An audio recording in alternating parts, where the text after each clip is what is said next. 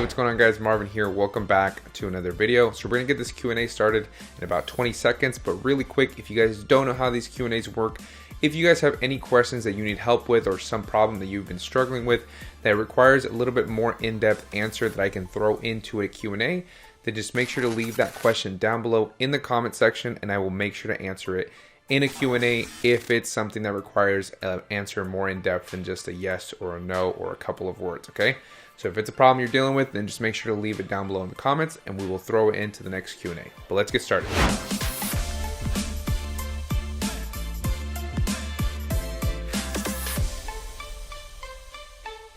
All right, so the first question comes from Karan Singh. Hey bro, love your videos.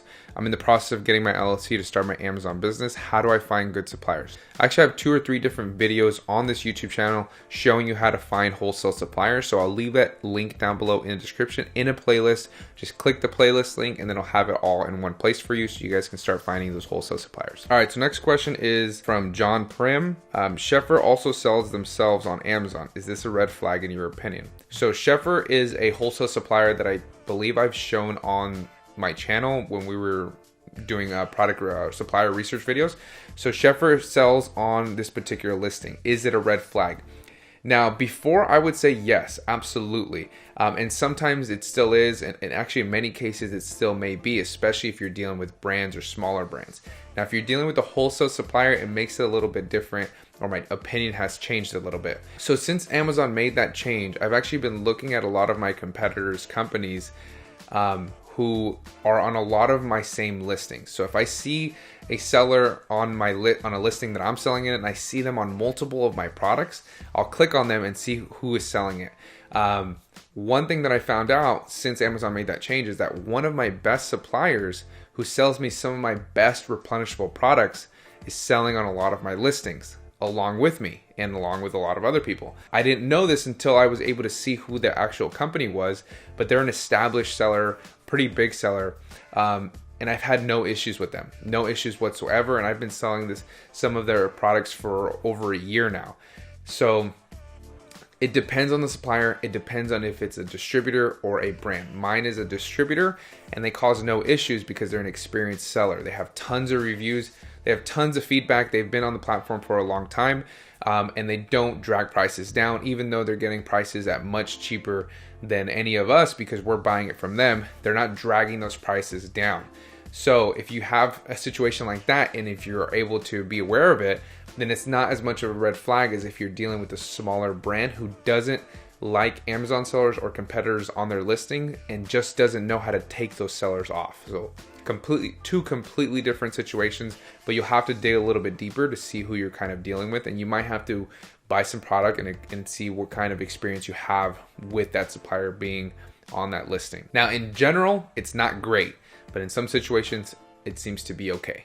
All right, next question comes from Russell Ramirez. Marvin, can you point me in the right direction to create a prop website? Do you list dropshipping products to show the supplier you are seasoned, or is it just a prop site website only for general or only in general? You can do either one. Different suppliers are going to require different things, but in general, a prop value website will do a lot for you. You can put products on there, like products on the website, to make it look a little bit more legit. That is completely up to you. Both ways will work. If you do one or the other, it's going to work. Just make sure it's a decent website that is aesthetically pleasing. But if you want some examples of different websites, what I did when I was building my website and trying to get examples was that I went to marketpulse.com, and you can actually see all of the sellers or the top 100 sellers on the platform. You click on them and then you kind of do a little bit more in-depth research on Google and on Amazon and find their website. So once you find their website for these different sellers, then you can see what some of the top sellers' websites look like. Some of the top sellers' websites and that I saw, some were terrible websites and some were super nice, expensive websites that you can tell were very expensive. So go to marketpulse.com. I'll put a screenshot up here so you can see what that looks like. I believe it's in the directory, and you can find all of the top sellers and do some research into their websites. All right, so the next question comes from Jim Redman. When you're talking about contacting hundreds of suppliers, how do you keep track of all of them and all of the pertinent information you gather. So what you want to do when you're contacting all of your suppliers, you're going to be building a list. You want to have it on an Excel file or on a Google Sheets file, and you want to build, or you want to type in different categories. So supplier name, supplier website, supplier phone number, supplier email, sales rep, and then have some notes, or what category do they sell in, or what category are their products in. Is it a distributor? Is it a brand? Is it, did they answer the phone? Did they answer via email? What's the best way to contact them? Did they say yes and open up a wholesale account with you? Are you waiting for a response? Did they say no, we don't sell to online sellers? You want to have all of that information on your Excel file, and you want to make sure you're keeping close track of all of the suppliers you're contacting, because once you start contacting a lot, it's very, very easy to lose track of who you've contacted, which ones are you opened an account with, and which ones you didn't. So you just want to make sure you're keeping track at all times. All right, next question comes from Sleek Nub. When do you sell to get your capital back, even if it means selling at a loss? For example, if Amazon is dominating the listing and won't give you any sales, when do you just hold on until they are out of stock? I'm thinking about storage fees and when it's better to just get rid of the product. This is a great question, and this is something that we all deal with at one point or another. So when do you sell your product? You've been holding on to it for a while. When do you decide, all right, it's time to get rid of it. It's time to get that capital back so I can invest in better products. And this all depends. It's just a case-by-case basis, and it's a decision you're going to have to make. So if you've been holding on to this product for months and there is no end in sight, let's say Amazon is dominating that particular product and it doesn't sell very fast, and let's say you look at the Keeper graph and they've been on the listing for pretty much the whole time, and you're probably just going to have to try to undercut them and sell it and get your money back. Same if you're dealing with these sellers that are just having the price way lower than everybody else, but everyone else is chasing them, and now the new low price is way below, and it's been like that for months at a time. And you're probably gonna have to just sell that product at a loss, unfortunately, get that money back and reinvest it in better products. This is why I stress product research is number one most important thing that you need to know and learn how to do to make sure that you guys can reduce your risk of this happening as much as possible. It still may happen, and it still probably will happen, but it will happen less. But it's hard to give you a general rule for when to just sell that product out and get that money back. It's just a decision you're gonna have to make based off of the situation you're dealing with. As far as adding up those storage fees, that's going to depend on how big that product is, how much space it's taking up at the Amazon warehouse. If it's a small product, storage fees are not going to be very significant. If it's an enormous product, storage fees are going to be adding up, especially if you have it for a very long time. So that's going to depend on the product that you're sending in. But again, it's a case-by-case basis. There's no general rule. It's just a decision you're going to have to make for your business when that time comes. All right, so this one comes from Margot Ocampo. Hey Marvin, what prepping service does Amazon do on your wholesale products? Do they box and label them individually or for you? What if the product already has a UPC code? Will there be anything else they need to prep? Your product has to have a UPC code if it's going to be on the Amazon platform before you even are able to sell it. Amazon will do some sort of prepping with your bundles, but you've pretty much already done most of the bundling before you even send it in. If there's a little bit after that, they might do a little bit of prepping. But if it comes to a bundle, you want to send it to a prep center, or you want to do it yourself. If it's an individual product, Amazon will take care of everything. You can decide if you want them to label it or not. You can decide if you want them to prep it to their requirements or not, and you will be able to make those decisions when you're creating a shipping plan. All right, so Corruption Studios asks, I've pretty much done all of the groundwork needed for wholesaling. My only problem is cash on hand. With MOQs in high quantities, I don't have the funding. I would like to know a little bit more about loans, business banks. Can't really find any good information about where I should start a credit line for my business, or even if I should. All right, so this is a great question. I get this question a lot, or comments from people saying that they're going to take on funding, or they're going to take on investors, or they're going to open a line of credit, or they're going to get an SBA loan, or whatever it may be. But the first thing that I have to say for anyone who's thinking about taking funding or taking on an investor or taking on whatever it may be, this additional capital that isn't yours that you're going to have to pay back with an interest, is that you need to learn what you're doing first. Okay, it's one thing to establish your legalities and form your business and get the idea of FBA and how everything works. And it's another thing to actually apply it, start selling on the platform, gain experience, and be able to feel confident that you know what you're doing. Okay. Okay, if you don't know what you're doing, let's say you have your professional seller account, you have everything in order for you to be able to start selling, but you've never sold on the platform before, the biggest mistake you can make is taking on funding because you have no experience.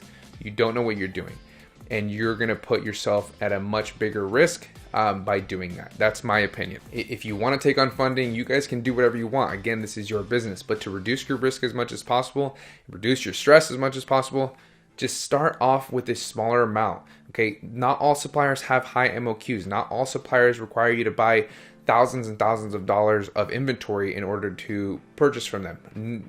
Not all suppliers do that. Okay, you can buy from many suppliers that don't do that. Start off with a smaller amount of capital. Learn what you're doing. Like really grasp what you're doing. That you feel confident that when you purchase a product, you feel confident that you're going to make money on that product. And the chances of you losing money on that product are very low because you've sold hundreds and thousands of products, okay? That is what I recommend. It's obviously going to take longer because you have to start off with this capital that's much less, and you have to learn what you're doing and gain that experience. But in the long run, it's going to be the best decision that you make, much better decision than opening a line of credit or taking on funding or taking on an investor or anything like that. Myself, I've never taken on funding before. I've just invested and reinvested my own amount of capital that I have and worked with that. But I am interested in getting like a small business loan from my bank. But this is something that I think you should just do a little bit more research on and see what's going to be the best fit for you. Now, there are tons of places that you can go for funding and getting loans, and you can go to your banks, but there's also services that you guys can use. But a simple Google search will pull up a ton of different companies that you can go and contact and then get a little bit more information from. But more important than any of that is that you need to know what you're doing. Like I said, you have to have confidence and experience that you know that if you take on this extra money, you're not going to lose it. You're going to be able to pay it back and make a profit on it. That's going to be worth it for you. Okay. All right. So our last question comes from Sleeknub again. How much of a discount off of MSRP are you getting on video games? I've looked into it a little bit, and the suppliers I have found only provide a tiny discount over MSRP. I definitely could do more looking, but I'm curious what my goal should be. So I do have quite a bit of experience selling video games on Amazon. I always use video games, cell phones and accessories, and board games as examples of easy categories for you guys to start off with. And video games is one of those categories that I mentioned because it is easy to get in there. The MOQs aren't ridiculous, so if somebody's starting out, they can get some good sales from video games, board games, and cell phone accessories. So I do have some experience with what you're asking. Now, you're probably looking into brand new games. Brand new games, you can make some profit if you find a really good supplier. But if they're brand new, it's hard to get very much discount at all. It's going to be very close to the price you're going to be seeing in stores. But what you want to do is you want to look for other games that already have some time on the platform. Look at those games. Those games you can get a much better discount. But it's also going to matter how much time you've been working with that supplier, how much capital you have to be able to purchase so you can get a bigger discount. Now, one of my best suppliers that I work with, when I first started out, it was so difficult to get a discount from them. I've been working with them for almost 3 years now. So the discounts that I get are significantly more than when I first started working with them. When I first started working with them, it was hard for them to give me 50 cents off a game or $1 off a game. It was very difficult. Now I'll go to them and I'll get $5 off a game or $3 off a game or $4 off a game. I think the most I ever got was about $10 off of a game title. When I know that other people are finding the supplier and just blowing past them because they're not able to get a discount or the same discount that I'm getting. So it just depends on what kind of games you're looking into. Like I said, newer games are going to be much harder to get discounts on. You can still do it, but it's going to be a little bit more difficult. If you look at older games, and I'm not saying like old games, I'm just saying a little bit older games than that you can actually get some discounts on, and they're still selling well, that's going to be a much better fit for most people. But again, what matters is time with that supplier. The supplier themselves, are they able to offer any discounts, and how much capital you're bringing to the table? So that's going to help you negotiate a lot more than if you just bring $500 and you're able to buy 50 units, it's going to be a lot harder for you to negotiate in that category than if you come in with, much more capital. All right, so hopefully I was able to help all of you guys out who asked those questions. If you guys have any questions that you need help with, problems that you're facing, obstacles that you're facing that you need help with, just make sure to leave them down below in the comment section and I will throw them into the next Q&A. All right, guys, I will see you in that next video.